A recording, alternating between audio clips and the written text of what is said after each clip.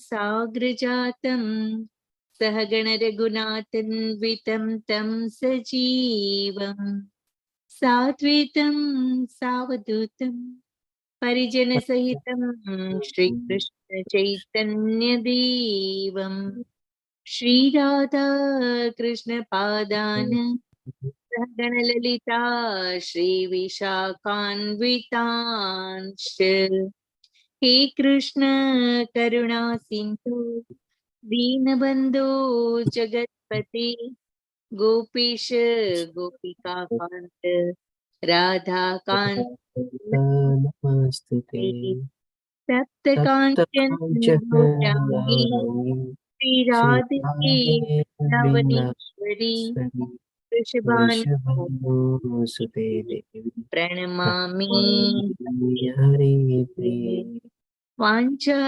कल्पतरुभ्यश्च कृपा सिन्धुभ्यैव च पतितानां पतितानां पावनेभ्यो वैष्णवेभ्यो नमो नमः। श्रीकृष्ण चैतन्य प्रभु नित्यानंद श्री अद्वैत गदाधरा श्रीवासादि गौर भक्तवृंद हरे कृष्ण कृष्ण कृष्ण हरे हरे हरे राम राम राम हरे हरे हरे कृष्ण। श्रील प्रभुपाद की जय। सर्वने जय श्री कृष्ण।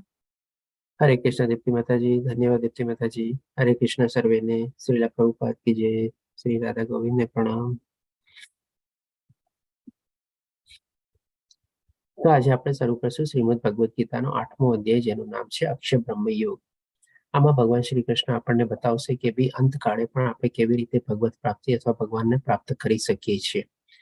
તો જેમ ગઈકાલે આપણે જાણ્યું કે અર્જુનના પ્રશ્ન દ્વારા આપણે આ અધ્યાય શરૂ થાય છે। તો પહેલા અને બીજા શ્લોકમાં અર્જુન ટોટલ 8 પ્રશ્ન પૂછે છે। હરે કૃષ્ણ દીપિકા માતાજી। તો પહેલા શ્લોકમાં અર્જુને પૂછ્યા કરી, હે ભગવાન, હે પુરુષોત્તમ, બ્રહ્મ શું છે, આત્મા શું છે, સકામ કર્મ શું છે, આ ભૌતિક જગત શું છે તથા દેવતાઓ શું છે? કૃપા કરી આ બધું મને સમજાવો। એટલે કે પહેલા શ્લોકમાં અર્જુન 5 પ્રશ્ન પૂછે છે। હજી આગળ બીજા શ્લોકમાં અર્જુન બીજા 3 પ્રશ્ન પૂછે છે। તો હે મધુસૂદન, યજ્ઞના સ્વામી કોણ છે અને તેઓ શરીરમાં કેવી રીતે રહે છે? વળી ભક્તિમાં પરોવાયેલા મનુષ્ય અંતકાળે આપને કેવી રીતે જાણી શકે છે? એટલે કે આ શ્લોકમાં બીજા 3 પ્રશ્ન પૂછે છે। તો આ પ્રમાણે આપણે જાણ્યું કે 8 પ્રશ્નમાંથી જે છેલ્લો પ્રશ્ન જે છે જે અર્જુન પૂછે છે કે ભઈ અંતકાળે આપને કેવી રીતે જાણી શકે જે મનુષ્ય ભક્તિમાં પરોવાયેલો હોય અને એવી કેવી રીતે આપને પ્રાપ્ત કરી શકે? આ પ્રશ્ન આપણા માટે બહુ મહત્વનો છે, કારણ કે બાકી બધા પ્રશ્નો બી એટલા જ મહત્વના છે, પણ ભગવાન શ્રી કૃષ્ણ એનો સંક્ષિપ્તમાં જવાબ આપે છે।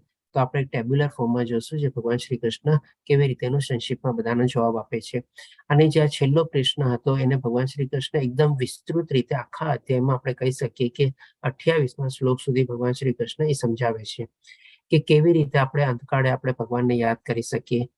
અંતકાળે જો આપણે યાદ નથી કરતા તો જેવા જેવા બીજા ભાવો હોય છે તો આપણી કેવી દશા થાય છે, અને અંતકાળે પણ જો આપણે ભગવાનને યાદ કરવા હોય તો આજીવન આપણે શું પ્રયત્ન કરવા જોઈએ, એટલે કે જેથી કરીને આપણા એક બાય ડિફોલ્ટ તરીકે આપણે એમને યાદ કરી શકીએ। અને પછી જો એવી રીતે ભગવાનને પ્રાપ્ત કરીએ તો આપણી ગતિ શું થાય, ફરીથી પાછું આવવું પડે ન આવવું પડે એ આપણને ભગવાન શ્રી કૃષ્ણ સમજાવે છે। અને પછી કહે છે કે ભઈ જે લોકો મારા ધામમાં પહોંચી જાય છે તેઓ ત્યાંથી પછી ફરી પાછા આવતા નથી। ત્યારે ભગવાન શ્રી કૃષ્ણ પોતાના ધામનું પણ વર્ણન કરે છે આ અધ્યાયમાં કે ભઈ પોતાનું ધામ કઈ જગ્યાએ આવેલું છે, એટલે કે આપણને જ્યોગ્રાફિકલ લોકેશન પોતાના ધામ વિશે આપણને સમજાવે છે। અને એવી રીતે ભગવાન શ્રી કૃષ્ણ આ છેલ્લા પ્રશ્નનો બહુ વિસ્તૃત રીતે આપણને જવાબ આપે છે। તો જેમ ભગવાન શ્રી કૃષ્ણ સંક્ષિપ્તમાં પહેલા બધાનો જવાબ આપ્યો એ આપણે એક ટેબ્યુલર ફોર્મમાં જોઈ લઈએ। અને અર્જુનના મનમાં જે આ પ્રશ્ન ઉભો થાય છે જેમ આપણે ગઈકાલે જાણી ગયા હતા કે 29 અને 30મા શ્લોકમાં જ્યારે ભગવાન શ્રી કૃષ્ણ આ બધા શબ્દો વર્ણવે છે, બ્રહ્મ, અધ્યાત્મ, અધિદેવમ, અધિયજ્ઞમ અને પ્રણયકાલે, આ બધા પ્રશ્નો એના ભગવાન શ્રી કૃષ્ણે જે કીધું હતું એ પ્રમાણે અર્જુનના પ્રશ્ન ઉભા થાય છે। તો ભગવાન શ્રી કૃષ્ણ બધાનો જવાબ આપે છે કે છે બ્રહ્મ એટલે કે આત્મા શું છે. તો એના માટે ભગવાન શ્રી કૃષ્ણ કહે છે કે જીવ અથવા તો અવિનાશી જીવિત અસ્તિત્વ. જેમ આપણે જાણ્યું કે 7મા અધ્યાયમાં આપણને ગઈકાલના અધ્યાયમાં ભગવાને બતાવ્યું ને કે એક પરાશક્તિ છે કે જે જીવોની બનેલી છે અને એના દ્વારા પછી એનું નિરૂપણ થઈને એ શરીર જીવિત બને છે. તો એને આપણે બ્રહ્મ અથવા આત્મા તરીકે કહેવાય છે. પછી એ આપણે જીવનો સ્વભાવ શું છે અથવા તો એ આધ્યાત્મ એટલે કે એનો ભગવાનની સેવા કરવી, ભગવાનની સાથે જોડાવવું. કારણ કે એ આપણે વિખૂટો પડેલો જીવ છે, છૂટો પડેલો જીવ છે. જેમ માની લો એક નાનું બાળક હોય અને ક્યારેક સ્કૂલમાં વહેલી છૂટી થઈ જાય અને નોર્મલ રૂટીન પ્રમાણે તો કોઈક ને કોઈક એને લેવા આવે, પણ એ જ્યારે વહેલી છૂટી પડી ગઈ હોય એને કેમ મોડો પડે? એટલે કે એ બાળક શું કરે કે રાહ જોયા વગર પોતે એકલો ઘરે જવા નીકળી જાય અને રસ્તામાં ભૂલો પડી જાય તો કેવી અવસ્થા થાય એની. તો આ જે જીવ છે આપણે આ ભૌતિક દુનિયામાં જે આવેલા છે આપણે એમનાથી વિખૂટા પડેલા છે. આપણે એમના પરમાત્માથી આપણે જુદા પડેલા છીએ અને આપણે ભગવાનની ભક્તિ કરી સેવા કરીને ફરીથી આપણે આપણા ઓરિજિનલ ઘરમાં જવાનું છે, આપણા ધામમાં જવાનું છે. એટલે કે જીવનો નિત્ય સ્વભાવ શું? તો કે ભાઈ અધ્યાત્મ એટલે કે ભગવાનની સેવા કરવી, ભગવાનની ભક્તિ કરવી. પછી કર્મ કોને કહેવાય? તો એના માટે ભગવાન શ્રી કૃષ્ણ કહે છે કર્મ ભૌતિક શરીર તરફ દોરી જાય છે. એટલે કે જ્યારે આ ભૌતિક પ્રકૃતિમાં આપણે જન્મ લઈએ છીએ અને જીવનું નિરૂપણ થાય છે પછી તરત ને તરત આપણે ત્રિગુણી માયાના પ્રભાવ હેઠળ આવી જઈએ છીએ અને ત્રિગુણી માયાના પ્રભાવ હેઠળ આપણે આવ્યા પછી આપણે અલગ અલગ કર્મોમાં પ્રવૃત્ત થઈએ છીએ. એને ભગવાન શ્રી કૃષ્ણ કર્મ અથવા કાર્ય ફળદાયી સકામ પ્રવૃત્તિના તરીકે વર્ણવે છે. પછી અધિભૂતા એટલે કે શું? ભૌતિક પ્રકૃતિ. એટલે કે આપણને આજે નેચર, એન્વાયરમેન્ટ એટલે કે સૃષ્ટિ જે આપણે કહીએ છીએ એને ભગવાન શ્રી કૃષ્ણ ભૌતિક પ્રકૃતિ તરીકે વર્ણવે છે. પછી અધિદેવા કોણ છે? એટલે કે સુપ્રીમ દેવતા. તો કે વિશ્વરૂપ જેમાં બધા દેવતા સામેલ થયેલા છે. એટલે કે ભગવાન શ્રી કૃષ્ણ જેમ આપણે ગઈકાલના અધ્યાયમાં જાણ્યું બધા દેવી દેવતાઓનો પણ સ્ત્રોત છે અને એમના થકી જ બધા એમની પાસે શક્તિઓ અને પાવર આવેલા છે અને એમના થકી જ આપણે એમની પાસે જે કાંઈ પણ માગીએ છીએ એ આપણી ફળ આપણને ઈચ્છા પૂર્ણ થાય છે. એટલે કે વિશ્વરૂપ એટલે કે ભગવાનની અંદર જ બધા ભગવાન શ્રી કૃષ્ણની અંદર જ બધા દેવી દેવતા આવેલા છે અને એ આપણે અધિદેવા કહેવાય છે. અધિદેવા એટલે કે દેવોથી પણ અધિક. પછી અધિયજ્ઞ એટલે કે પરમાત્મા. તો અધિયજ્ઞ એટલે કે જે ભગવાન શ્રી કૃષ્ણ છે આપણે જે કાંઈ પણ યજ્ઞ ને બધા કરીએ છીએ એના સ્વામી તરીકે પોતાને અધિયજ્ઞ તરીકે આપણા હૃદયમાં બેઠેલા તરીકે ભગવાન શ્રી કૃષ્ણ વર્ણવે છે. અને અધિયજ્ઞ ક્યાં રહે છે? તો કે ભાઈ આપણા બધાના હૃદયમાં રહે છે. અને જે છેલ્લો પ્રશ્ન હતો કે મૃત્યુ સમયે કૃષ્ણને કેવી રીતે યાદ રાખવું, તો એના સંદર્ભમાં ભગવાન શ્રી કૃષ્ણ કહે છે કે જો આજીવન યાદ રાખવાનો આપણે અભ્યાસ કર્યો હોય તો જ આપણે ભગવાન શ્રી કૃષ્ણને અંતકાળે આપણે યાદ કરી શકીએ છીએ, સ્મરણ કરી શકીએ છીએ, આપણા મનસ્થિતિમાં આપણે એને લાવી શકીએ છીએ. અને એવી રીતે આપણે મૃત્યુ કાળે એમનું સ્મરણ કરતા કરતા જો આપણે જીવ તજીએ તો આપણને ભગવાનની પ્રાપ્તિ થાય છે. હવે આ 8મા પ્રશ્નના જે ભગવાન શ્રી કૃષ્ણ જવાબ આપે છે એના સંદર્ભમાં ભગવાન શ્રી કૃષ્ણ આપણને આ આખો અધ્યાય સમજાવે છે. તો હવે એ સમજાવવા પહેલા ભગવાન શ્રી કૃષ્ણ 5મા શ્લોકમાં કહે છે કે જે મનુષ્ય એટલે કે 5 થી 8મા શ્લોકમાં ભગવાન શ્રી કૃષ્ણ આપણને વર્ણવે છે કે મૃત્યુ સમયે આપણે ભગવાનનું સ્મરણ કરવું જોઈએ, કૃષ્ણ ભગવાનનું સ્મરણ કરવું જોઈએ તો આપણને ભગવત પ્રાપ્તિ થાય. એટલા માટે કહે છે 5મા શ્લોકમાં કે જે મનુષ્ય મૃત્યુ સમયે કેવળ મારું સ્મરણ કરતો શરીર તજે છે તે તરત જ મારી પ્રકૃતિને પામે છે. આમાં કેવળ શબ્દ બહુ મહત્વનો છે. એટલે કે ત્યારે મરતી સમયે આપણા મનમાં બીજા કોઈ વિચાર ન હોવા જોઈએ. કેવળ ફક્ત ને ફક્ત ઓનલી એન્ડ ઓનલી ભગવાન શ્રી કૃષ્ણનું જો આપણે સ્મરણ કરીએ સાચા ભાવથી, સાચી શ્રદ્ધા અને વિશ્વાસથી તો ડેફિનેટલી આપણે ભગવાનને પ્રાપ્ત કરી શકીએ છીએ. અને એટલા માટે ભગવાન શ્રી કૃષ્ણ કહે છે આમાં લેશ માત્ર સંદેહ નથી. એટલે કે જરાક સરખો પણ એમાં ડાઉટ નથી. 100% શ્યોર છે, 100% ગેરંટેડ છે કે જો અંતકાળે આપણે કેવળ ને કેવળ ભગવાનનું સ્મરણ કરીએ. કેવળનો મતલબ એમ છે કે ભાઈ આપણે મરતી વખતે આપણા મનમાં કેટલા બધા વિચારો હોય છે, કેટલી બધી આપણી અતૃપ્ત ઈચ્છાઓ હોય છે. ઘણી બધી જગ્યાએ આપણને ભાઈ એમ હોય કે ભાઈ માની લો મેં આમ કર્યું હતું, મેં એમ કર્યું હતું, આને હું મળી શક્યો, આને ન મળી શક્યો, આ જગ્યાએ જઈ શક્યો, આ વસ્તુ પ્રાપ્ત ન કરી શક્યો, કેવા બધા એવા અછતના ભાવ હોય છે. અને ઘણીવાર આપણે કંઈક ને કંઈક એવી ભૂલો કરી હોય છે તો આપણને પસ્તાવો બી થાય છે કે જો મેં આની સાથે આવી રીતે આમ કર્યું, ખોટું કર્યું, મારે માફી માંગવી જોઈએ. આવા બધા વિચારો ઘણા આપણા મનમાં આવે છે ત્યારે. એટલે કે પસ્તાવાના માઇન્ડ અથવા તો રિગ્રેટના માઇન્ડ અથવા તો કંઈક ને કંઈક એવા અછતના ભાવ આવે છે. આપણે જે પ્રાપ્ત કર્યું હોય છે ત્યારે ઘણીવાર આપણે મોસ્ટલી ભૂલી જઈએ છીએ. ઘણી વાર તમે જોજો બધા માણસોએ બહુ મોટી મોટી સિદ્ધિઓ પ્રાપ્ત કરેલી હોય છે, પણ મરતી વેળા પણ છે ને આવા અછતના ભાવ જ એને યાદ આવશે, અથવા પોતાના પસ્તાવાના ભાવ એને યાદ આવશે. મોસ્ટલી કેસમાં છે ને આવું જ થતું હોય છે.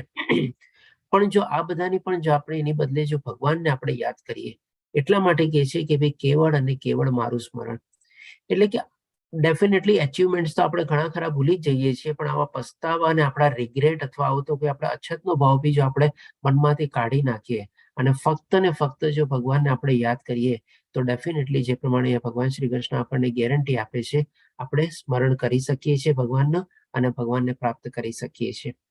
પણ એકચ્યુઅલી આ બધું ચીજ પ્રેક્ટિકલી થતું નથી. તો એના સંદર્ભમાં એક આપણે મહાભારતની કથામાંથી જે એક આપણે સ્ટોરી લેવામાં આવેલી છે એ લેશું.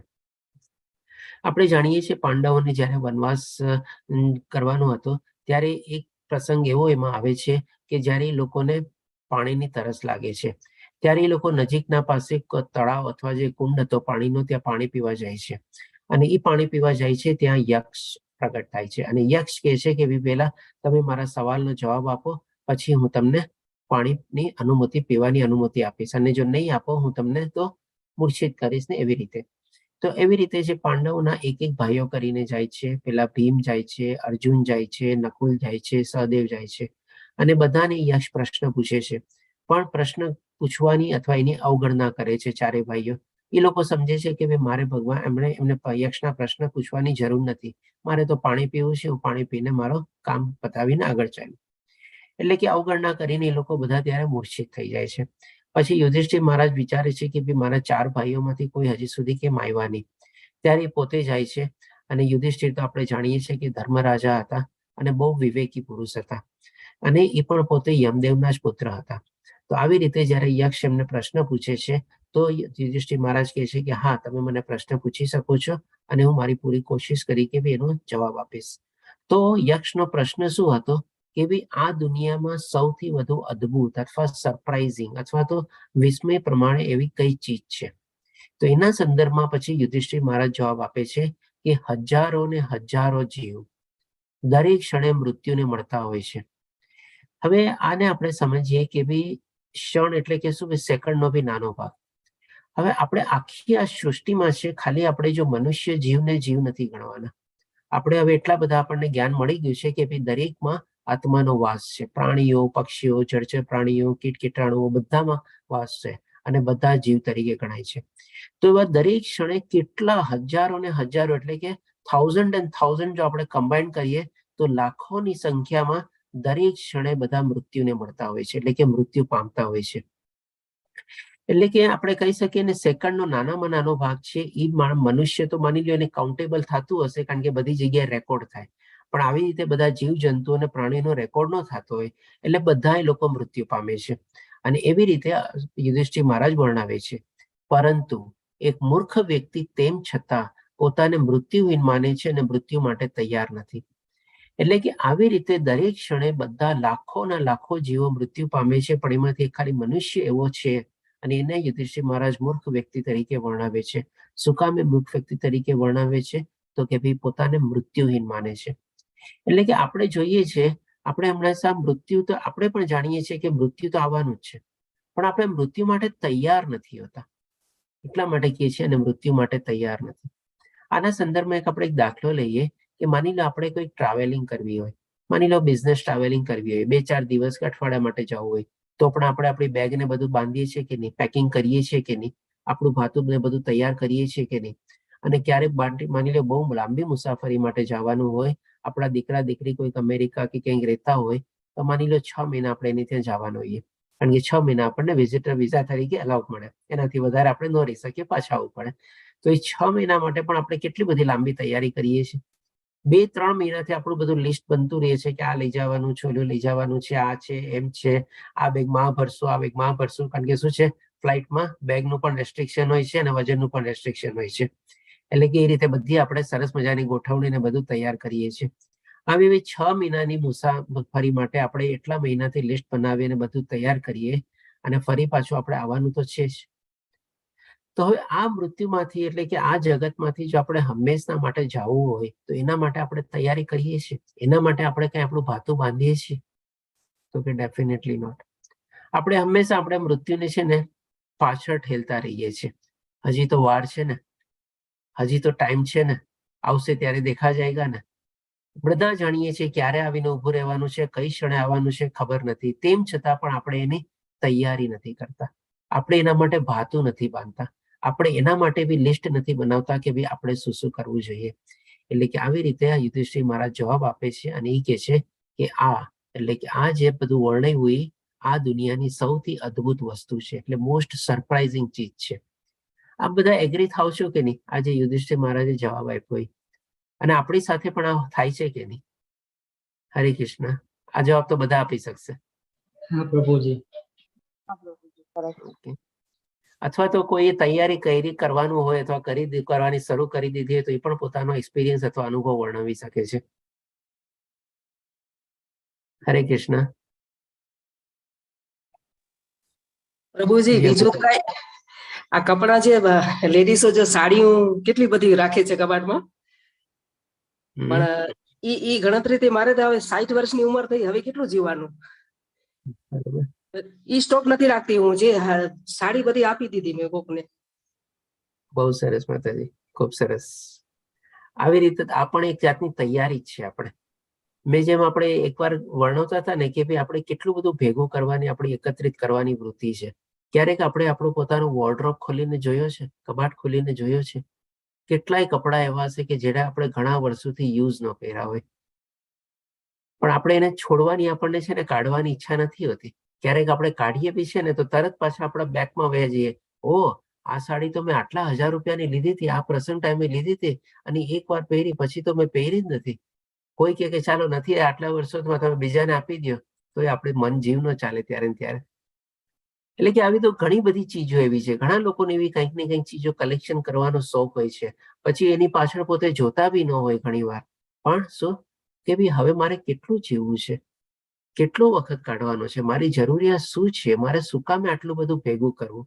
આસ્તે આસ્તે બધું છોડતું જવાનું, બધું દેતું જવાનું. તમારે આપણે બીજાને કામમાં લગાડતા જવાનું. તો એ પણ તો આપણી તૈયારી રહી ને. એક જાતનું આપણે વૈરાગ્ય કરવાની, આપણે કેળવવાની, આપણે ત્યાંથી શરૂઆત તો કરી શકીએ આપણે કે ચાલો ભાઈ હવે આપણે તો વૈરાગ્ય જીવન જીવવું છે. અને શું છે, એક વાર છોડવાની વૃત્તિ આપણે આરંભી દઈએ ને તો જેટલું દેવામાં અને છોડવામાં અને બીજાને ખુશ કરવામાં જેટલી મજા આવે છે ને, એટલું છે ને આપણને પોતાની ભોગવવામાં મજા નથી આવતી. ઘણી વાર તમે જોજો, ક્યારેક આપણે માની લો એટલી તમે ત્યારે બધાને સાડી આપી દીધી અને કોઈકને તમે જો એ કપડામાં સાડીમાં પહેરેના ક્યાંક સરસ મજાનું કોઈ ફંક્શનમાં જાય નહીં, તમને પોતાની અંદરથી એટલી ખુશી થશે કે જે ઈ સાડી તમને પહેરીને પોતાને ખુશી નહીં થઈ હશે ને, એટલી સામેવાળી વ્યક્તિને તમને જો કેટલો ખુશ થશે, કેટલી સરસ લાગે છે. એમાં રાઈટ ઓર નોટ? બોલો. હરે કૃષ્ણ દીપ્તિ માતાજી, ધન્યવાદ. તો આવો બીજો કોઈનો પણ એવો કોઈ એક્સપિરિયન્સ હોય તો શેર કરી શકીએ છીએ આપણે. એટલે કે ટૂંકમાં શું આપણે હવે તૈયારી કરવાની છે આપણી. હવે પછી આગળ ભગવાન શ્રી કૃષ્ણ 6ઠ્ઠા શ્લોકમાં આપણને કહે છે કે હે કુંતી પુત્ર, શરીરનો ત્યાગ કરતી વખતે મનુષ્ય જે ભાવનું સ્મરણ કરે છે એવા જ ભાવને તે નિશ્ચિતપણે પ્રાપ્ત કરે છે. એટલે કે ભગવાન પણ જાણે છે કે ભાઈ આ પ્રેક્ટિકલી બધા માટે પોસિબલ નથી.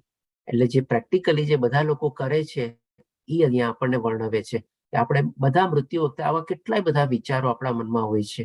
શું થયું અહીંયા? જેમ કે આપણે ભરત મહારાજની સ્ટોરી લેશું, એમાં તમે જોજો એક રિગ્રેટ ભાવ છે. એમાં પણ એક પોતાને પસ્તાવાનો થાય છે અથવા તો એના માટે ચિંતિત છે.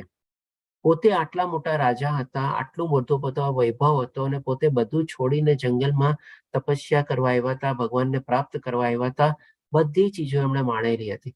પોતાની સ્વેચ્છાએ બધું પોતાનું રાજ્ય છોડીને આવ્યા હતા, પણ એ બધું એને યાદ નથી આવતું.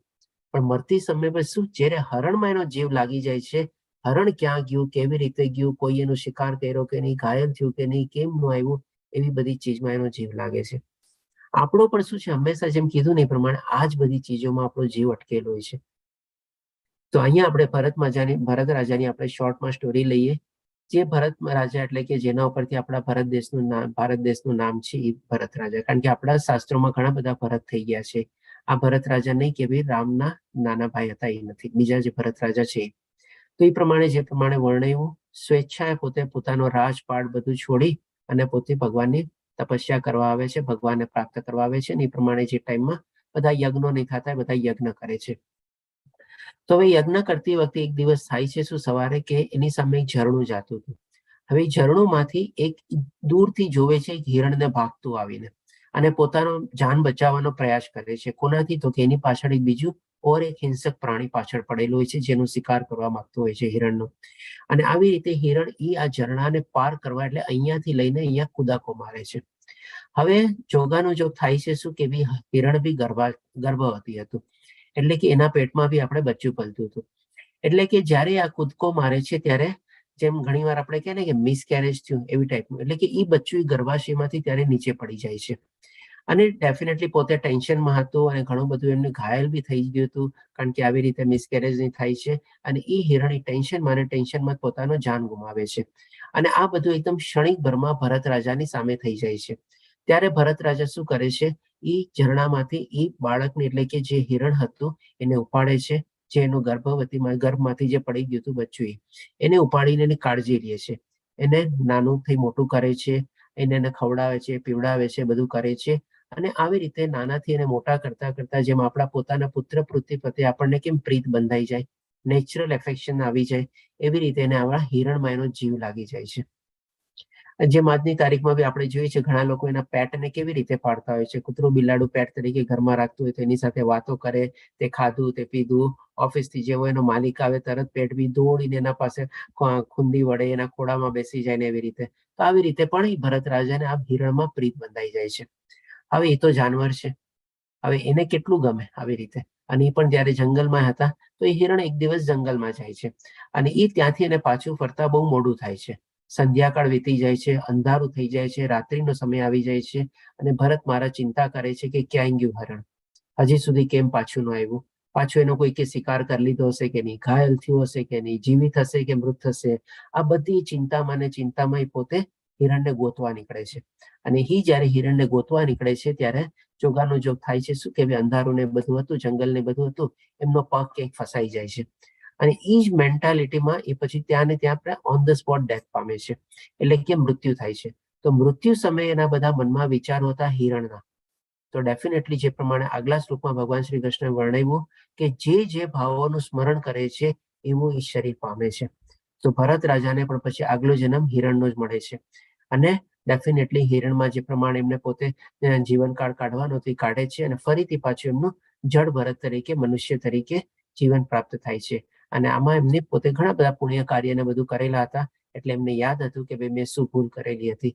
અને જયારે પછી જળ ભરતનું જયારે એમને ફરીથી મનુષ્ય જીવન મળે છે ત્યારે ફરીથી પાછી ભગવાનની પ્રાપ્તિ માટે પોતે જ્યાં અડધું મૂક્યું હતું ત્યાંથી પોતે શરૂઆત કરે છે અને ભગવાનને પ્રાપ્ત કરે છે.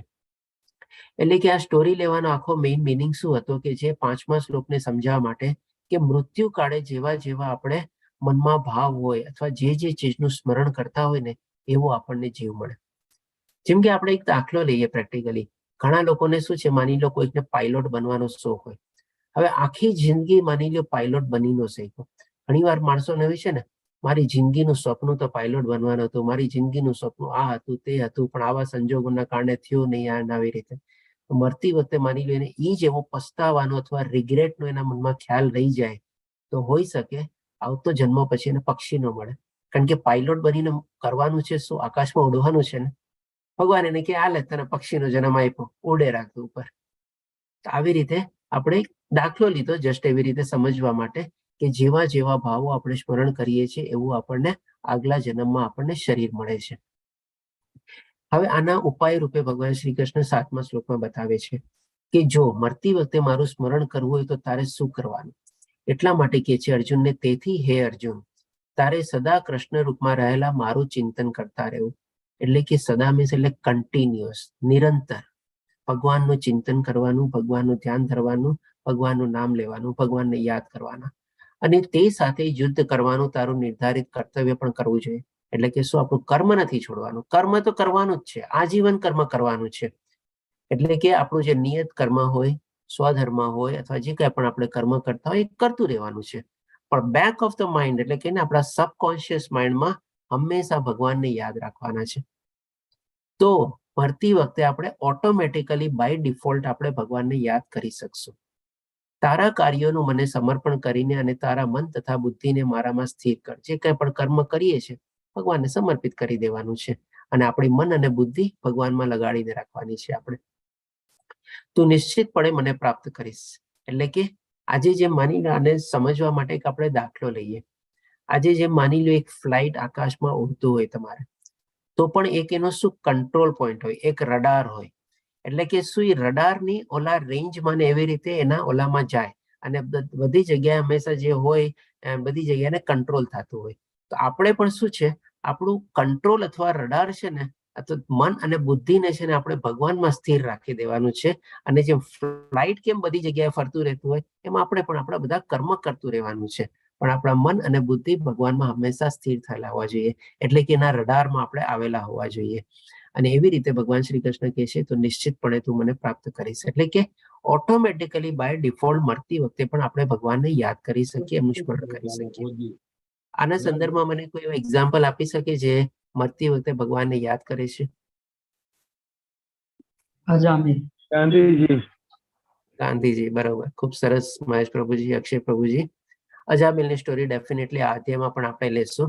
અને જેમ પ્રમાણે ગાંધીજી હતા, નાથુરામ ગોડસે એમને ગોળી મારે છે, એમને ખબર નથી મને ગોળી મારવાના છે આ સમયે આવી રીતે આ જગ્યાએ.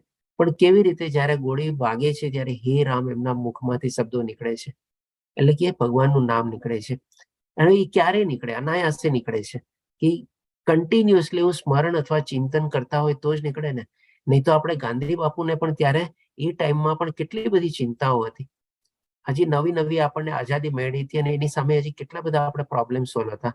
ભલે પોતે પોલિટિક્સમાં એક્ટિવલી ઇન્વોલ્વ નહોતા, પણ ઇનડાયરેક્ટલી તો પોતે ઇન્વોલ્વ હતા જ, એઝ અ સલાહકાર તરીકે ને બધા તરીકે. કે ભાઈ દેશનો બટવારો થવાનો છે, શું કામ થાય છે, કેવી રીતે થાય છે, કોને શું આપવું, કોને શું કેવી રીતે કરવું, કેટલા બધા પ્રશ્નો એના મનમાં ચાલતા હશે. તેમ છતાં પણ એના મનમાંથી હે રામ નીકળે છે. એટલા જ માટે આપણે એને રાષ્ટ્રપિતા તરીકે કહીએ છીએ. હવે તમે વિચારી શકો છો કે રાષ્ટ્રના પિતા તરીકે એના મનમાં કેટલા બધા સવાલો હશે. આજે એક ફેમિલીના પિતા તરીકે આપણે કહીએ કે મરતી વખતે એના મનમાં કેટલા બધા વિચારો છે. આ તો રાષ્ટ્રના પિતા હતા આપણે, નહીં હશે એના મનમાં ઓછા વિચારો? તેમ છતાં પણ ભગવાનને એમણે યાદ કર્યા ને, હે રામ. એટલે પ્રેક્ટિકલી પોસિબલ છે, આપણે કરી શકીએ છીએ. તો એના સંદર્ભમાં જ હવે પછી ભગવાન શ્રી કૃષ્ણ આપણને 8મા શ્લોકમાં કહે છે, હે પાર્થ, જે મનુષ્ય મારા મનને મારું સ્મરણ કરવામાં સદા મગ્ન રાખીને અવિચળ ભાવથી પૂર્ણ પુરુષોત્તમ પરમેશ્વરને મારું ધ્યાન ધરે છે, તે નિશ્ચિતપણે મને પ્રાપ્ત કરે છે. પેલા ભગવાને આપણને સિક્કાની એક બાજુ સમજાવી કે જે લોકો મારું સ્મરણ નથી કરતા અથવા જે ભાવોનું સ્મરણ કરે છે મારા છોડીને, તો કેવી એની ગતિ થાય છે, કેવું શરીર પામે છે, એ બધું આપણે લીધું. હવે એનો પછી ઉપાય બતાવ્યો. હવે આપણને સિક્કાની બીજી બાજુ બતાવે છે કે જે લોકો કન્ટિન્યુઅસલી મારા મને યાદ કરે છે, તો અવિચળ ભાવથી મારું ધ્યાન ધરે છે અથવા સ્મરણ કરે છે, તો નિશ્ચિતપણે મને પ્રાપ્ત કરે છે. તો આના સંદર્ભમાં બી આપણે અજામિલની સ્ટોરી લેશું. આપણે અજામિલ આપણે એક ઉચ્ચ કોટીના બ્રાહ્મણ હતા અને એમના પિતા પણ બ્રાહ્મણ હતા. એટલે કે જન્મથી તો અજામિલ બ્રાહ્મણ હતા, પણ ડેફિનેટલી પોતે કર્મ દ્વારા પણ બ્રાહ્મણ હતા. બહુ સારા એવા આખા ગામના લોકો બધા એમના માતા પિતા અને પુત્ર બંનેને માન આપતા, આદર આપતા અને બધું કહેવા માનતા. હવે એક દિવસ થાય છે શું કે અજામિલ જંગલમાં લાકડા કાપવા જાય છે. જંગલમાં લાકડા કાપવા જાય છે ત્યારે એને ક્યાંકથી થોડોક હી હા કે એવું કંઈક હસવા કરવાનો બે નર અને નારીનો અવાજ આવે છે. હવે એને લાગે છે કે આ અવાજ ક્યાંથી આવે છે, એક પુરુષ અને સ્ત્રીનો અવાજ છે, ચાલ જોઉં તો સોય જરાક. હવે જેવું એના મનમાં વિચાર આવ્યો છે અને તરત એ ત્રિગુણી માયામાં ફસાઈ જાય છે. કારણ કે ત્રિગુણી માયા છે ને આવા મોકાનો રાહ જોતા હોય. આપણે જરાક આપણા મનમાં દુવિધા ઉત્પન્ન થાય અથવા તો કોઈક એવી ખોટી જગ્યાએ આપણે આકર્ષિત થઈએ, તરત આપણે છે ને લપસણીની જેમ પછીમાં લપસી જઈએ. આપણે જેમ લપસણી કેવી આપણે સીડી ચડીને પછી ત્યાંથી આમ બેસે એટલે ફટાક દઈને નીચે પડીએ, એટલે એવી રીતે પણ આપણે ખોટી રીતે આપણું જો ક્યાંય ધ્યાન આપીએ અથવા ખોટી રીતે આપણે આકર્ષિત થઈએ તો આપણે લપસવાના જ છીએ. તો આવી રીતે અજામિલ જોવે છે અને એ જોવે છે ત્યારે એક પુરુષ એક સ્ત્રીને આલિંગન આપતા હતા અને એ જે સ્ત્રી હતી આપણે ગામની વેશ્યા હતી. હવે આ જોઈને ત્યાં લપસી જાય છે, એમનું મન વિચલિત થાય છે. જેમ આપણે આગલા અધ્યાયમાં જોયું હતું ને, 6થા અધ્યાયમાં, એ ઘણા એવા લોકો હોય છે કે જે માની લો ભગવાનની સાધના કરવામાં આગળ વધે અને પછી વિચલિત થાય. તો એવી રીતે આ અજામિલ પણ ત્યારે વિચલિત થાય છે અને હવે પછી આકર્ષાય છે એ વેશ્યા તરફ અને એને કહે છે કે ભાઈ તું મારી સાથે ઘરે ચાલ, મારી સાથે વિવાહ કર અને મારી સાથે રહે. વેશ્યા પેલા ના પાડે છે અને કહે છે કે તું તો આટલો ઉચ્ચ કોટીનો બ્રાહ્મણ છે અને બધું છે, તું મને કેવી રીતે રાખીશ ને બધું. ત્યારે આ શું કહે છે, ભાઈ હું તને ચાહું છું અને પ્રેમ કરું છું. એટલે એમ કહીને પછી એને ઘરે લઈ આવે છે. હવે અજામિલ પણ પોતે વિવાહિત હતા, એના ઘરમાં પણ એમના માતા પિતા હતા. હવે એક દિવસ બે દિવસ આવે છે, ઘરમાં બધું આવી રીતે ચાલે છે, ત્યારે એના માતા પિતા કહે છે કે ભાઈ આ બધું આપણા ઘરમાં ન ચાલી શકે, કાં તો તું એ સ્ત્રીને બહાર કાઢ, કાં તો પછી અમે બહાર નીકળીએ. ત્યારે અજામિલ કહે છે કે ના, હું તો એ સ્ત્રીને ચાહું છું અને હું એની સાથે રહીશ. એટલે કે એના માતા પિતા ત્યાંથી નીકળી જાય છે. અને એવી રીતે પછી એમની સ્ત્રી પણ, એટલે એમની જે પત્ની હતી એ પણ ત્યાંથી પોતે નીકળી જાય છે. અને પછી આવી રીતે એ અજામિલ એ સ્ત્રીને ઘણા વર્ષો સુધી ભોગવે છે. અને એમાં એમને 10 પુત્ર થાય છે. અને જોગાનું જોગ શું થાય છે કે બેમાં જે છેલ્લો પુત્ર હતો એનું નામ નારાયણ રાખે છે. અને એ રીતે આપણે જેમ જાણીએ છીએ કે ભાઈ આપણા છેલ્લા પુત્ર અથવા જે સૌથી નાનો પુત્ર હોય એમાં દરેક મા બાપનો જીવ વધારે લાગેલો હોય, થોડી લાગણી એના પ્રત્યે વધારે હોય, પક્ષપાત ન કરતા હોય પણ એના પ્રત્યે નેચરલ પ્રેમ જ થોડો વધારે આવે. એટલે કે આવી રીતે એમને એના છેલ્લા 10મા પુત્ર નારાયણ પ્રત્યે વધારે લાગણી અથવા પ્રેમ થાય છે. નારાયણ તે શું કર્યું, નારાયણ તે ક્યાં ગયો, નારાયણ તે આમ કર્યું, નારાયણ તે તેમ કર્યું, આખો દિવસ નારાયણ નારાયણ એના મોઢામાં નામ ચાલે છે. હવે સમય આવી ગયો છે, એટલે કે ઈ જ્યારે પથારીએ પડેલો છે અને ત્યારે યમરાજાના બધા દૂતો આવે છે. આ બધા યમરાજના દૂતો છે. ત્યારે એ શું કરે છે, એ નારાયણને યાદ કરે છે. એટલે કે એનો ભાવ એના પુત્રને યાદ કરવાનો હતો, પણ જેમ કહીને અનાયાસે નારાયણ એટલે કે એને ભગવાનને યાદ કર્યા તમારે, એટલે કે ભગવાનનું નામ લીધું. અને ડેફિનેટલી એ આખા જીવન દરમિયાન બી નારાયણ પ્રત્યે બહુ આકર્ષણ હતું. એટલે કે એ રીતે નારાયણ નારાયણ જ કરીને યાદ રહેતો હતો. એટલે કે ભરતી વખતે બી એના મનમાં નારાયણનું નામ આવે છે, ભગવાનનું નામ આવે છે. અને આવી રીતે નારાયણ નારાયણ કરીને બોલાવે છે. ત્યારે શું છે, આપણે નારાયણના દૂતો બી આવે છે બધા. અહીંયા બધા યમદૂતો છે અને આ બધા વિષ્ણુ દૂતો છે આપણે. અને ત્યારે વિષ્ણુ દૂતો વચ્ચે અને યમદૂતો વચ્ચે બહુ મોટી ચર્ચા થાય છે કે ભાઈ આ તો મોટો મહાપાપી છે, એમણે પોતાના મા બાપને કાઢી નાખ્યા, પત્નીને કાઢી નાખી, બ્રાહ્મણ હોવા છતાં પોતે આવી રીતે કલંકિત છે, એક વેશ્યા સાથે સંબંધ બાંધ્યા ને બધું કરીને, એટલે કે આવી રીતે આ નરક ત્યાં જવા પાત્ર છે. ત્યારે વિષ્ણુ દૂતો બી કહે છે કે ના ભાઈ, એણે મને યાદ કર્યો છે અને મારો ધર્મ છે એનું રક્ષણ કરવાનું. એટલે કે પછી બંને વચ્ચે ચર્ચા થાય છે અને પછી અંતે વિષ્ણુ દૂતો બધા યમદૂતોને ભગાડે છે. અને ત્યારે આ અજામિલને કહીએ કે લાઈફમાં બીજો ચાન્સ મળે છે આપણે. અને અજામિલ ત્યારે પોતાની ભૂલ સમજે છે અને એ ભૂલ સમજ્યા પછી પોતે હરિદ્વાર જાય છે. અને હરિદ્વાર 6 મહિનાની કઠોર સાધના અને તપસ્યા કરીને પછી ત્યારે ફરીથી પહોંચે, શુદ્ધ થાય છે. અને પછી ફરીથી પાછા વિષ્ણુ દૂતો આવે છે અને અજામિલને પોતાના વૈકુંઠ લોકમાં લઈ જાય છે.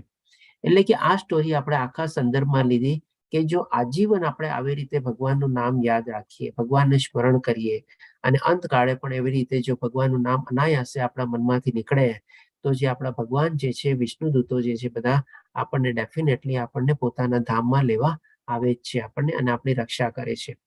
અને બીજો મિનિંગ એ પણ આપણે લઈ શકીએ કે જેમ અજામિલને એની લાઈફમાં સેકન્ડ ચાન્સ મળ્યો, એવી રીતે આપણને બધાને પણ છે ને આપણી લાઈફમાં સેકન્ડ ચાન્સ, થર્ડ ચાન્સ બી એવી રીતે ઘણી વાર મળતા હોય છે.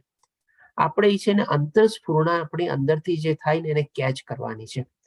આજે જેમ કે એક અંતરસ્ફૂર્ણા થઈ અને એના 10મા પુત્ર, છેલ્લા પુત્રનું નામ એને નારાયણ રાખ્યું અને એ હિસાબે કન્ટિન્યુઅસલી નારાયણનું નામ લે છે અને મરતી વેળા બી પોતે નારાયણને યાદ કરે છે. તો આપણી લાઈફમાં બી છે ને આવા પ્રસંગો ઘણીવાર આવતા હોય છે. ક્યારેક કોઈક એવી બહુ મોટી બીમારીમાંથી આપણે ઉગરી ગયા હોઈએ, ક્યારેક કોઈક એવા એક્સિડન્ટમાંથી ઉગરી ગયા હોઈએ, ક્યારેક બીજાનું કંઈક જોઈને આપણને એવું જ્ઞાન મળે કે જેથી કરીને આપણે એને કેચ કરવાની છે આપણે. અને એ આપણે જે આપણને ચાન્સ મળ્યો ને એને કેપિટલાઇઝ કરવાનો છે. અને એ જે પ્રમાણે અજામિલે કર્યું, પોતે પ્રાયશ્ચિત કર્યું અને પ્રાયશ્ચિત કરીને પછી ભગવાનના ધામમાં ગયા. તો ડેફિનેટલી આપણે જે કંઈ પણ ઘણી બધી ભૂલો કરી હોય, ભગવાન આપણને હંમેશા સેકન્ડ ચાન્સ, થર્ડ ચાન્સ બી આપે છે, જે પ્રમાણે અજામિલને એ સેકન્ડ ચાન્સ મળે છે. તો આપણે એ રીતે આપણે એને કેપિટલાઇઝ કરી શકીએ, યુઝ કરી શકીએ અને આપણે એને ભગવાનના ધામમાં આપણે પહોંચવા માટે આપણા ભાતું બાંધી શકીએ, તૈયારી કરી શકીએ કે ચાલો જાયગા ત્યારથી સવાર. એ રીતે હવે આ સમજાવ્યા પછી હવે ભગવાન શ્રી કૃષ્ણ 9 થી 13મા શ્લોકમાં કહે છે કે કેવી રીતે મારું ભક્તિ દ્વારા આપણે ભગવાનનું સ્મરણ કરી શકીએ. કારણ કે ભગવાનને સ્મરણ કરવા માટે આપણને કંઈક સાધન તો જોવે ને. કઈ હિસાબે આપણે ભગવાનનું સ્મરણ કરવું, કેવી રીતે સ્મરણ કરવું, કયા ભાવથી આપણે સ્મરણ કરવું. એટલા માટે ભગવાન શ્રી કૃષ્ણ પછી 9મા શ્લોકમાં આપણને કહે છે, મનુષ્ય પરમ પુરુષનું ધ્યાન, સર્વજ્ઞ એટલે કે બધું જાણકાર, પુરાતન એટલે અનાદિકાળથી ચાલ્યા આવે છે, નિયંતા એટલે કે બધી ચીજો એમના અંડરમાં છે, બધી ચીજોના સ્વામી છે, લઘુતરથી પણ લઘુત્તમ એટલે કે નાનાથી પણ નાના છે, અને સર્વના પાલન કરતા એટલે કે બધા જીવોના પાલન કરતા છે. જે આપણે ઓલરેડી ગઈકાલના અધ્યાયમાં જાણ્યું કે ભગવાન શ્રી કૃષ્ણ પોતે કે છે ઓલા મોતીના માળાના એક્ઝામ્પલ દ્વારા કે બધું મારા આધારે રહેલું છે. સમસ્ત ભૌતિક કલ્પનાથી પર એટલે કે આપણે એને ભૌતિક કલ્પનાથી આપણે એને સમજી ન શકીએ. આપણે એ કારણ કે આધ્યાત્મિક છે. ભગવાનનો દેહ પણ દૈવી છે, ભગવાનના કર્મો પણ આપણે દૈવી છે, અને એ રીતે આપણે એને સમજવાના છે. અચિંત્ય એટલે કે શું, આપણે ગમે તેટલું ચિંતન કરીએ એના માટે ઓછું જ છે, અને જેટલું પણ ચિંતન કરશું તેમ છતાં બી આપણા ચિંતનની અંદર સમાશે નહીં. એટલે કે એ બે રીતે આપણે એને અચિંત્ય સમજવાના છે. તથા જેવો હંમેશા એક વ્યક્તિ છે એટલે કે પોતે પુરુષ છે, અથવા તો નિરાકાર અથવા નિર્વિશેષ નથી. એટલે કે જેમ ઘણા લોકો એક જ્યોતિ, પ્રકાશ, એનર્જીના રૂપમાં ભગવાનને પ્રાપ્ત કરવાની કોશિશ કરે છે, એ રીતે ભગવાનની ભક્તિ આપણે સરસ રીતે ન કરી શકીએ. જો ભગવાનની ભક્તિ કરવી હોય તો એક વ્યક્તિ રૂપમાં જ કરવાની છે. એટલા માટે કહે છે કે એ તરીકે કરવું જોઈએ. એટલે કે સરસ મજાનું ભગવાનને આપણે મુરલી મનોહર શ્યામ સુંદર સ્વરૂપમાં મુગટધારી, મોરપુછ લગાડેલું, બંસીધારી, સરસ મજાની બાંસળી, પછી શરીરમાં માળા, ગળામાં માળા, હાથમાં બધા બાજુ બંજ ને બધું, અને પગમાં ઝાંઝર, પગ એક ક્રોસ કરેલો, આવી રીતે એક આપણા મનમાં છબી બનાવીને આપણે ભગવાનને સ્મરણ કરવાનું છે, ભગવાનને યાદ કરવાના છે આપણે. તેઓ સૂર્ય સમાન તેજસ્વી છે, દિવ્ય છે, તથા ભૌતિક પ્રકૃતિથી પર છે. ડેફિનેટલી તો જ દિવ્ય છે, કારણ કે ભૌતિક પ્રકૃતિથી પર છે આપણે. અને સૂર્યનું પણ તેજ પોતે જ છે. જે આપણે ગઈકાલના અધ્યાયમાં પણ ભગવાને આપણને કીધું કે સૂર્યનો તેજ છું, અને ચંદ્રનો પ્રકાશ છું, બધું આપણને સમજાવ્યું હતું. એટલે કે આવી રીતે ભગવાન શ્રી કૃષ્ણનું કેવી રીતે સ્મરણ કરવું જોઈએ એ આપણને અહીંયા બતાવ્યું આપણને. હવે ભગવાન શ્રી કૃષ્ણ 14 થી 16મા શ્લોકમાં આપણને કહે છે કે વિશુદ્ધ ભક્તિ દ્વારા કૃષ્ણનું સ્મરણ. એટલે કે જો આવી રીતે આપણે ભગવાનની ભક્તિ કરીએ, ભગવાનનું સ્મરણ કરીએ, કન્ટિન્યુઅસ, નિરંતર, એટલે કે વિધાઉટ એની સ્ટોપ, તો હે પૃથાપુત્ર અર્જુન, જે મનુષ્ય અનન્ય ભાવે નિરંતર મારું સ્મરણ કરતો રહે છે તેને માટે હું સુલભ છું, એટલે કે અવેલેબલ છું.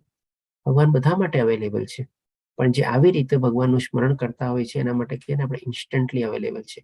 કારણ કે શું કામે તો કે તે મારી ભક્તિમય સેવામાં નિરંતર પ્રવૃત્ત રહે છે. એટલે કે જો આવી રીતે કન્ટિન્યુઅસલી આપણે ભગવાનનું સ્મરણ કરીએ, ભગવાનને યાદ કરીએ, આપણા બેક ઓફ ધ માઇન્ડમાં આપણે એને યાદ રાખીએ, જેમ આપણે એક્ઝામ્પલ લીધું ને, એક રડાર અથવા એના આપણે આપણી મન અને બુદ્ધિ એમાં લાગેલા રહેવા જોઈએ. ભલે બધા કાર્યમાં આપણે પ્રવૃત્ત થઈએ, બરાબર છે, ઓકે, મન ને બુદ્ધિ તો એમાં જ લાગેલા છે, એટલે કે રડારની અંડરમાં છીએ આપણે. તો એવી રીતે ભગવાન શ્રી કૃષ્ણ કહે છે તે નિરંતર પ્રવૃત્ત રહે છે. આના સંદર્ભમાં એક આપણે છે કે ભાઈ જેમ માની લો ઘણા આપણને પ્રશ્નો ઉભા થાય કે હોઈ શકે મરતી વેળા આપણે ભગવાનને આપણે કોઈ શારીરિક પ્રોબ્લેમના હિસાબે આપણે યાદ ન કરી શકીએ, ભગવાનને સ્મરણ ન કરી શકીએ. તો એના સંદર્ભમાં જેમ આપણે એક શ્લોક આવેલો છે, એ આપણા ભગવદ્ ગીતાનો શ્લોક નથી, પણ એક આપણે બીજા આપણે શાસ્ત્રોમાંથી જ લેવામાં આવેલો છે कि यदि वातादि दोष के कारण मृत्यु के समय मेरा भक्त मेरा स्मरण नहीं कर पाता तो मैं उसका स्मरण उसे परम गति प्राप्त करवाता हूँ. એટલે કે જો આપણે આપણો ભાવ એવો છે, આ શ્લોકને તમે અને ઓલા અજામિલની સાથે તમે કનેક્ટ કરી શકો છો. નો ડાઉટ તમે કહેશો કે નારાયણ નારાયણ કરીને તો એના પુત્રને બોલાવતો હતો ને, પણ ડેફિનેટલી એને ઘણા પુણ્ય કાર્ય તો કર્યા જ છે ને. એક નાનકડી એનાથી ભૂલ થઈ ગઈ આપણે અલગ વાત છે, પણ ભગવાનનો ભક્ત તો હતો જ, અને બ્રાહ્મણના કક્ષાએ પહોંચેલો હતો અને સારી એવી પ્રતિષ્ઠાને બધું પામેલો હતો. એટલે કે જો બાય ચાન્સ આપણે આપણી સાથે બી આને કમ્પેર કરીએ કે બાય ચાન્સ જો મૃત્યુની વખતે આપણે ભગવાનનું નામ ન લઈ શકીએ અને આજીવન આવી રીતે જો આપણે સરસ રીતે ભગવાનનું નામ લીધું હોય, ઘણી વાર એવી મૃત્યુ સમયે વિકટ પરિસ્થિતિ આવી જાય કે આપણને મોકો જ ન મળે, ત્યારે ટાઈમ જ ન મળે, સમય જ ન મળે, વિચારવાનો આપણા માઇન્ડમાં આવે જ નહીં, એકદમ ઇન્સ્ટન્ટ ડેથ ઘણી વાર થઈ જાય ને આપણે. તો એટલામાં પણ અહીંયા ભગવાન શ્રી કૃષ્ણ કહે છે તો મેં ઉસકા સ્મરણ કર, એટલે કે ભગવાન આપણને યાદ કરે છે ત્યારે ઉસે પરમ ગતિ પ્રાપ્ત કરવાતા હું. તો અહીંયા પણ તો ભગવાને અજામિલને બીજો ચાન્સ આપ્યો ને, પરમ ગતિ પ્રાપ્ત કરાવી જ ને અલ્ટિમેટલી. તો આ રીતે આપણે એ પણ લઈ શકીએ છીએ કે જો બાય ચાન્સ એવું આપણા મનમાં ન આવે, પણ આખી જો આપણે જીવનકાળ દરમિયાન એવા એફર્ટ આપેલા હોય, ભગવાન આપણને જરાય ભૂલતા નથી. ભગવાનને બધું યાદ છે, આપણી અંદર જ બેઠેલા છે ભગવાન, અને એ આપણને યાદ કરીને આપણને પોતાના ધામમાં પહોંચાડે છે અથવા લઈ જાય છે આપણને. તો આના સંદર્ભમાં એક આપણે બીજો બી લઈ લઈએ, જે આ પ્રમાણે એક મુકુંદ માલા સ્ત્રોત કરીને પુસ્તક છે. ડેફિનેટલી આપણે શ્રીલા પ્રભુપાદની બધી સંપાદિત પુસ્તક છે આપણે. એમાં આપણે રાજા કુશલ શેખરની પ્રાર્થના છે. તો એ આ શ્લોકમાં આખી પ્રાર્થના વર્ણવેલી છે. તેમાં એ શ્લોકના ભાવાર્થ તરીકે કહે છે, હે ભગવાન કૃષ્ણ, મારા મન રૂપી રાજહંસને આપના ચરણો રૂપી કમળની દાંડીઓની ઝાડમાં અત્યારે જ પ્રવેશવા દો. એટલે કે એક પોતાના આપણે શું છે, મનરૂપી રાજહંસ, એટલે એને કમળની આપણે કમ્પેરિઝન આપે છે. કમળમાં આપણે જોઈએ છીએ કે એક દાંડી હોય છે, એટલે કે ઈ કે છે કે આ કમળની દાંડીઓની ઝાડમાં અત્યારે મારા મનને આ જ દાંડીની અંદરમાં પ્રવેશવા દો. મૃત્યુ સમયે મારો કંઠ જ્યારે વાત, પિત્ત તથા કફથી રૂંઘાઈ ગયો હશે, ત્યારે મારા માટે આપનું સ્મરણ કરવાનું કેવી રીતે શક્ય બનશે? હોઈ શકે આપણો ગળું જ એકદમ એવું થઈ જાય, એવું કંઈક ઇન્ફેક્શન કે કંઈક થાય કે આપણે ભગવાનને નામ જ ન લઈ શકીએ, આપણા ગળામાંથી અવાજ જ ન નીકળે, વાત, પિત્ત, કફ કે કાંઈ બી થયું હોય, અથવા તો આપણે કોઈ બીજી બી બીમારી હોઈ શકે. માની લો કોમામાં વયા ગયા, આપણું પેરાલિસિસ થઈ ગયું કે કાંઈ બી થઈ ગયું, કોઈ બી બીમારી થઈ ગઈ કે જેથી કરીને આપણે ભગવાનનું સ્મરણ ન કરી શકીએ. એટલા માટે ભગવાનને આવી પ્રાર્થના કરે છે કે મારા તમે અત્યારથી જ મારા તમે જે મનને તમારા એ કમળ રૂપી દાંડીમાં પરોવાવી દો કે જેથી કરીને હું એને મિસ ન કરું. એટલે કે મરતી સમય તો થશે ત્યારે જ દેખા જાયગા, પણ અત્યારે તો મને તમે ભગવાનનું સ્મરણ કરવા દો. કારણ કે આવી રીતે જો આપણે યાદ કર્યો છે તો ભગવાન શ્રી કૃષ્ણ આપણને એ પણ પ્રોમિસ આપે છે ને કે હું મારા ભક્તને યાદ કરું છું અને હું એને મારા સાથે પોતાના ધામમાં લઈ જાઉં છું. એટલા માટે આ રીતે આપણે એ કુલશેખરની પ્રાર્થનામાં આ રીતે વર્ણવેલું છે. હવે આપણે જોઈએ 15મા શ્લોકમાં ભગવાન શ્રી કૃષ્ણ કહે છે કે એકવાર માની લો આવી રીતે આપણે ભગવાનને પ્રાપ્ત કરી લીધા, પછી હવે આપણી દશા શું થશે? તો એ વર્ણવે છે, મને પ્રાપ્ત કર્યા પછી મહાત્માજનો કે જેઓ ભક્તિ યોગી છે, ડેફિનેટલી આ બધા ભક્તિ યોગીઓ અને મહાત્માજનો છે, મોટા મોટા ઋષિ મુનિઓને ખાપી મોટી સિદ્ધિ પામેલા, તેઓ દુઃખમય એવા ક્ષણભંગુર જગતમાં કદાપી પાછા આવતા નથી. આપણે શું છે, આ જગતને દુઃખાલયમાં શાશ્વતમ કહેવાય છે. અહીંયા દુઃખ જ દુઃખ છે, કોઈ જગ્યાએ આપણને સુખ નથી મળવાનું, શાંતિ નથી મળવાની. પરમાનન્ટ સુખ અને પરમાનન્ટ શાંતિ આપણને ભગવાનની સાથે જ મળવાની છે અને ભગવાનના ધામમાં જ મળવાની છે, કારણ કે તેમણે પરમ સિદ્ધિ પ્રાપ્ત કરી છે. એટલે કે આવી રીતે ભગવાન શ્રી કૃષ્ણ કહે છે કે જે લોકો આવી રીતે પરમ સિદ્ધિ એટલે કે શું? Ultimate goal, final destination. આપણે તો આપણા જીવનનું અલ્ટિમેટ ગોલ અથવા ફાઇનલ ડેસ્ટિનેશન શું છે? તો કે ભાઈ ભગવાનના ધામમાં જવું. જેમ આપણે સ્ટાર્ટિંગમાં સમજ્યા ને કે આપણે આ જીવ અને આત્મા શું છે? વિખૂટી પડેલી છે, આપણે ભટકી ગયા છે. આપણે જેમ એટલું નાનું બાળક સ્કૂલેથી એકલું નીકળીને ઘરે પહોંચવા જાય છે અને રસ્તામાં ભૂલો ભટકો પડી જાય છે, એવી રીતે આ જગતમાં આપણે ભૂલા ભટકેલા છીએ અને આપણે ભગવાનની સેવા અને ભક્તિ કરીને આપણા પાછા ઘરે જવાનું છે, ભગવાનના ધામમાં જવાનું છે. એ જ આપણું સાચું ધામ છે, એ જ આપણું ઘર છે. એટલે આપણે શું છે, એનો નિત્ય સંબંધ છે એની સાથે આપણે. એટલા જ માટે કહે છે કે જે લોકો મારા ધામમાં આવી રીતે પહોંચી જાય છે એ આ ક્ષણભંગુર દુઃખમય જગતમાં ક્યારેય પાછા આવતા નથી. એટલે કે અલ્ટિમેટલી એની ફાઇનલ સદગતિ થઈ જાય છે અથવા તો મુક્તિ પામે છે. હવે પછી ભગવાન શ્રી કૃષ્ણ આપણને આ 16મા શ્લોકમાં વર્ણવે છે કે આનું 15મા શ્લોકનું જ આપણે એક્સટેન્શન તરીકે લઈ શકીએ કે હે અર્જુન, આ ભૌતિક જગતમાં સર્વોચ્ચ લોકથી માંડીને નિમ્નતમ સુધીના બધા જ દુઃખોના સ્થાન છે, જ્યાં વારંવાર જન્મ તથા મરણ થયા કરે છે. એટલે કે પહેલા તો અહીંયા ભગવાન શ્રી કૃષ્ણ 15મા શ્લોકમાં આપણે દુઃખાલયમાં શાશ્વતમ કરીને આ જગતને વર્ણવ્યું. હવે આ શ્લોકમાં ભગવાન શ્રી કૃષ્ણ બધા લોકોને આવરી લે છે. એટલે કે ટોટલ આપણે જાણીએ છીએ 14 લોક છે. પહેલા એમાં કીધું કે આમ દુઃખાલયમાં શાશ્વત, આમાં તો ક્યાંય સુખ કે છે જ નહીં. અને હવે કહે છે કે આ 14 લોકમાં પણ ક્યાંય બધા સુખ છે જ નહીં, બધા દુઃખના કારણ છે, બધા દુઃખોના સ્થાન છે. પરંતુ હે કુંતી પુત્ર, જે મનુષ્ય મારા ધામને એટલે કે ભગવાનના ધામને વૈકુંઠ લોક, કૃષ્ણ લોક પામે છે તે કદાપી પુનર્જન્મ પામતો નથી. કારણ કે માની લો આપણે પુણ્ય કર્મને બધું કર્યા હોય અને આપણે ઉચ્ચતર લોકમાં ગયા, તો ઉચ્ચતર લોકમાં બી તો પાછું આપણે આવવાનું જ છે, જે આપણે બધા આગલા અધ્યાયોમાં બી સમજી ગયા છે ને આપણે જ્ઞાન પ્રાપ્ત કરી લીધું છે. જ્યાં સુધી આપણા પુણ્ય કર્મ હશે, જેમ આપણે માની લો વિઝાની વેલિડિટી હોય, ફરીથી પાછું તો આપણે આવવું જ પડે ને, આપણે આપણા બેક ટુ હોમ કન્ટ્રીમાં. તો એવી જ રીતે આપણે જયારે ઉચ્ચતર લોકમાં બી જશું એટલે કે આપણા પુણ્ય કર્મો ક્ષીણ થશે, ફરીથી પાછો આપણે મૃત્યુલોકમાં તો જન્મ લેવો જ પડશે. એટલા માટે અહીંયા ભગવાન શ્રી કૃષ્ણ કહે છે કે બધા સર્વોચ્ચ લોકથી માંડીને નિમ્નતમ એટલે કે 14 લોકને અહીંયા આવરી લે છે.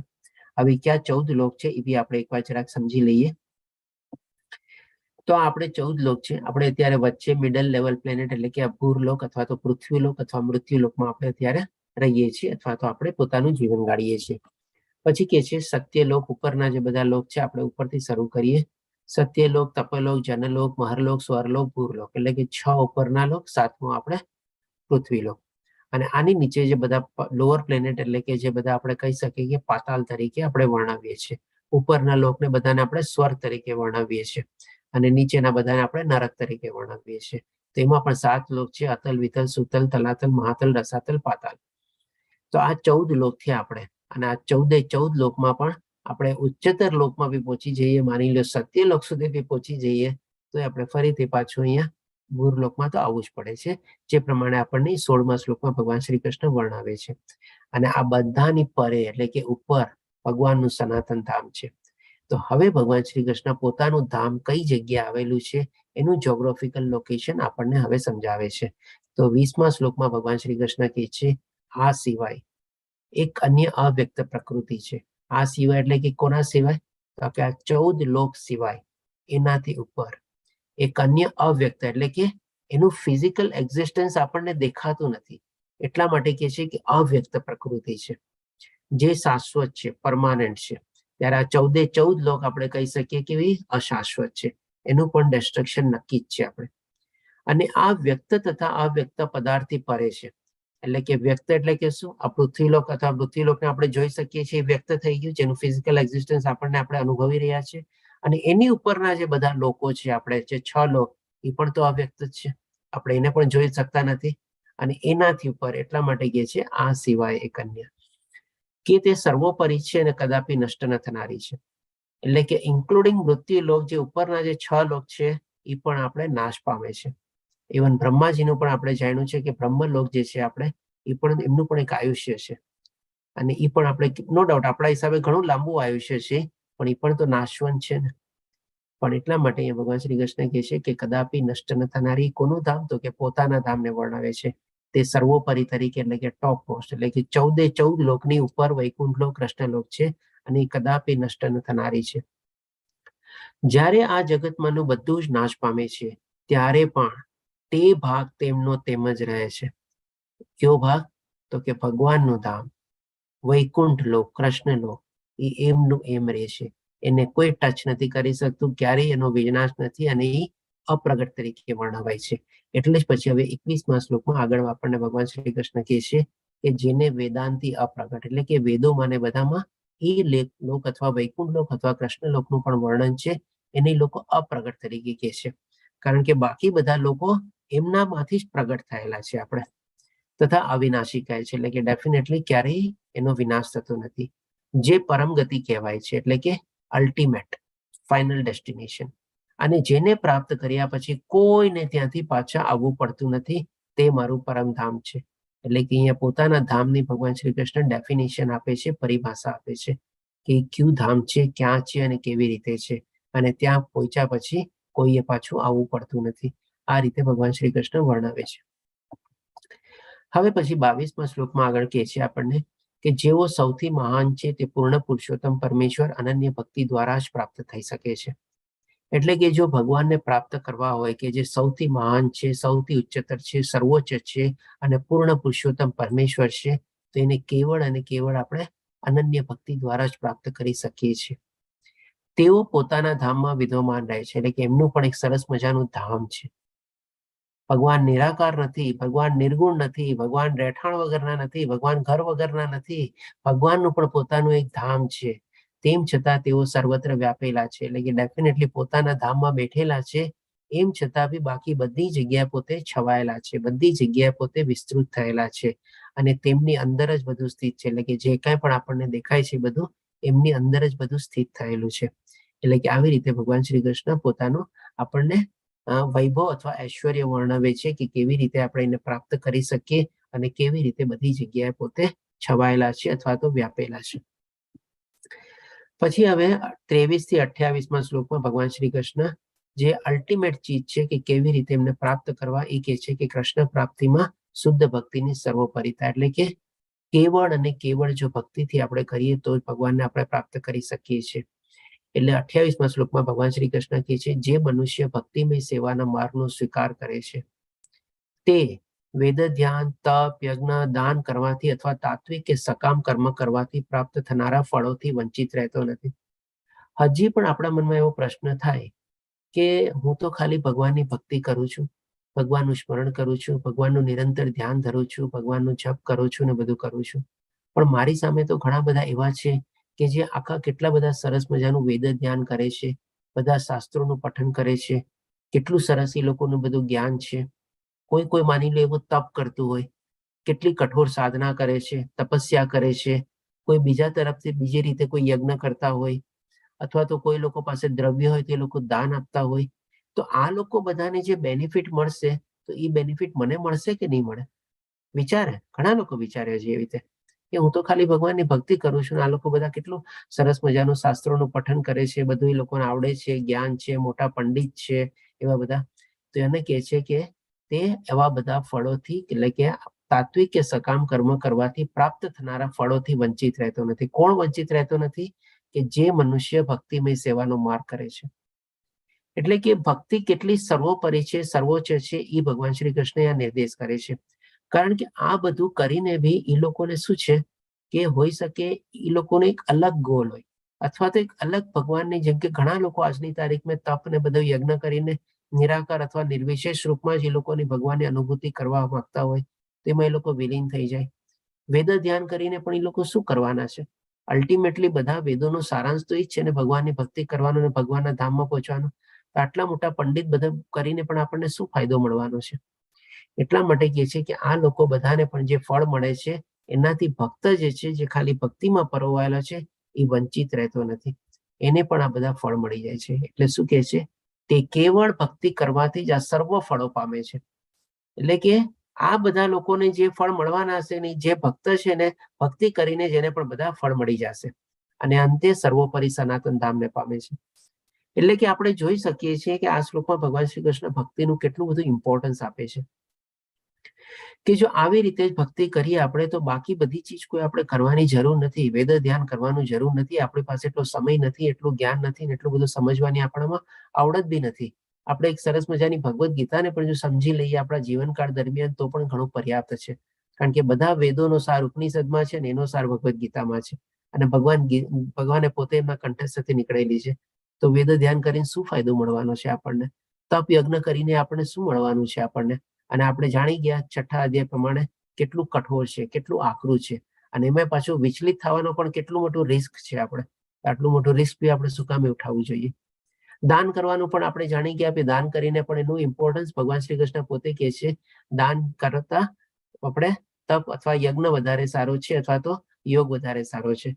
તો એ બધી નો ડાઉટ આપણે કરવું જોઈએ, આપણે યથાશક્તિ પ્રમાણે બધું કરવું જોઈએ, પણ એને આપણે સર્વોપરી ન માની શકીએ. સર્વોપરી તો ભગવાનની ભક્તિ જ છે, કારણ કે એનાથી જ આપણને ભક્તિ કરવાથી બધા ફળો મળી જાય છે, અને એનું ફળ રૂપે આપણને ભગવાનના ધામને પામીએ છીએ. આનાથી વધારે ઉચ્ચતર આપણને શું જોયું?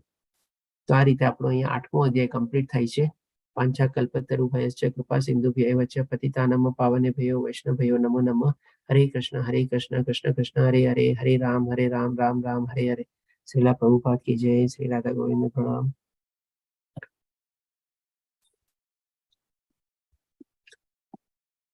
આના સંદર્ભમાં કોઈને કોઈ પ્રશ્ન હોય તો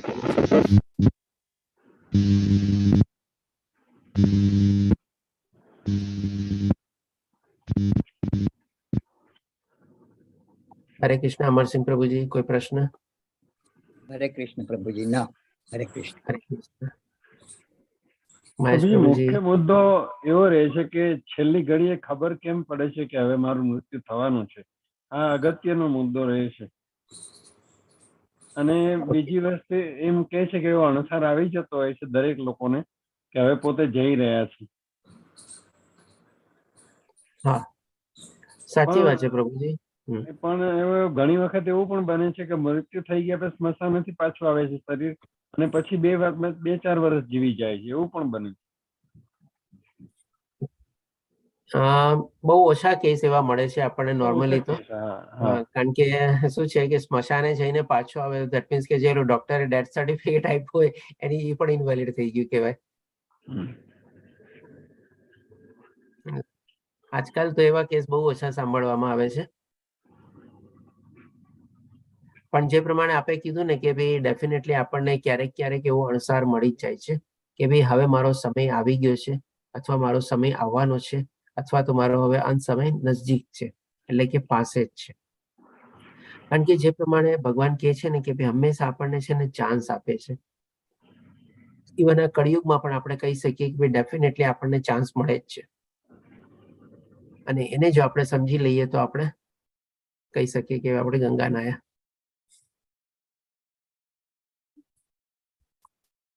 હરે કૃષ્ણ. આપણે 2-3 જણા નવા દેખાય છે. આપણે હરે કૃષ્ણ અચલ માતાજી, હરે કૃષ્ણ દક્ષા માતાજી, હરે કૃષ્ણ મંદાકિની માતાજી, હરે કૃષ્ણ ભાર્ગવી માતાજી. કે ચાલો બીજા કોઈનો કોઈ પ્રશ્ન?